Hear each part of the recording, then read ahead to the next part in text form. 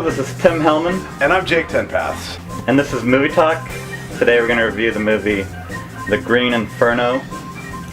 The Green Inferno is the new horror flick from director Eli Roth, the man behind such popular slasher classics as Cabin Fever and Hostel. It was written by Roth and Guillermo Amado, who also co-wrote Aftershock and the upcoming Knock Knock, with Roth and Nicholas Lopez.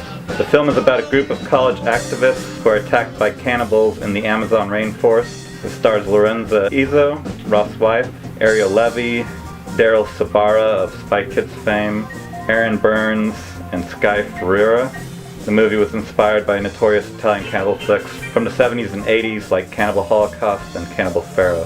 Have you seen those? I have absolutely seen Cannibal Holocaust. Okay. What about Cannibal Pharaoh? I have not seen Cannibal Pharaoh. Oh, okay.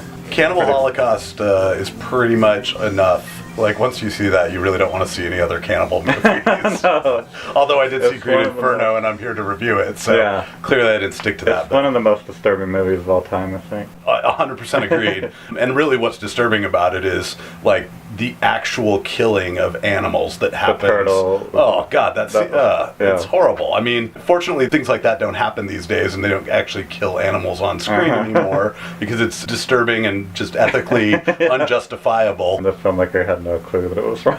Well, and I mean, that film had such a big impact because the Italian courts, after the movie came out, actually ordered the actors from Cannibal Holocaust to appear in court to prove they were still alive. Because people were thought that it was a snuff film. they thought it was, exactly. They thought it was real. So what do you think of The Green Inferno? I gotta say, I think it might be my least favorite Eli Roth movie. Cabin Fever is by far my favorite. That's my favorite. I absolutely love it. It is hilarious. It's dark. I mean, clearly the theme running through all of Eli Roth's movies is that people are scum. Because, like, they're all about how badly people treat each other. It's really dark comedy. Absolutely. But Cabin Fever was just so much funnier than any of those other ones. The first Hostel was good because he was turning the tables on the kind of like frat boy stereotype where they're to like exploit Europe, but instead Europe ends up exploiting them. Yeah. The second Hostel, while still maintaining some of the funny elements, was a group of women friends who are put into the hostile situation. Obviously we see women die in horror movies all the time. I did see Aftershock. And it's funny because Aftershock and Green Inferno have a lot of the same cast. Were made, I think, really close to each other, but Green Inferno just came out because it got delayed so hard. I actually would have to say I probably overall liked Aftershock better because my expectations were lower. Green Inferno just, to me, it didn't feel like as much of a singular vision. Especially the ending, to me, was so anticlimactic. It was set up for a sequel too, which was weird. Which is stupid since this movie barely got released. I mean, if you've been following it, like, it's like, I can't remember. Because the studio went bankrupt. Right. Yeah. It just seems strange to me they'd set it up for a sequel. The stinger, which I won't talk about, but the little, like, after, mid-credits stinger is stupid. I know. It could have been like a million times funnier or better, and I can't really talk about why without giving things away. But let's just say that one of the main cathartic things of a horror movie is watching the villain get an awesome comeuppance at the end of the movie. And you kind of don't get that in Green Inferno. Without giving away too much. Exactly. Yeah. I mean, it's up to you, viewer at home, to decide who the villain of the movie is. But let's just say I didn't think it was the cannibals. Yeah. I know there's been some charges of racism for sort of painting the indigenous peoples of that region as, like, cannibals and savages. And I certainly see that perspective. It's one of those tricky things, though, because how much money did they inject into that area by going down and filming it there? I'm sure that those people appreciated having some money and some business and stuff come into their area. It's exactly like say Texas Chainsaw Massacre.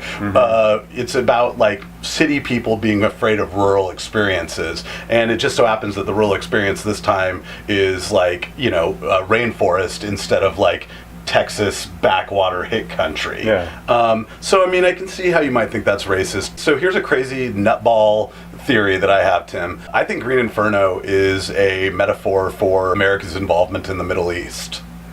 You've got this group of activists, and most of them are very well-intentioned, decent people, and yet they go into a situation in which they're trying to make a change for the better, but which they clearly don't know anything about the local culture or customs or ways, so they end up meeting grisly fates, many Yeah. of them, right? Yeah. To me, it just seemed like such a direct comparison for, like, you know, maybe some people had good intentions for, like, why we went into the Middle East, but at this point, we've pretty much proven that we don't know how to fight on their territory, and we're just sending a bunch of soldiers over there to die, and and a bunch of locals are getting killed in the process. Or the way that the natural environment works. I mean, you could substitute like cave systems in Afghanistan for the jungle in Green Inferno. You know, I mean, there's just a number of ways in which we're anthropologically ignorant of the Middle East, and yet we think that we're going to solve all their problems as outsiders. And to me, Green Inferno could very well be a movie about,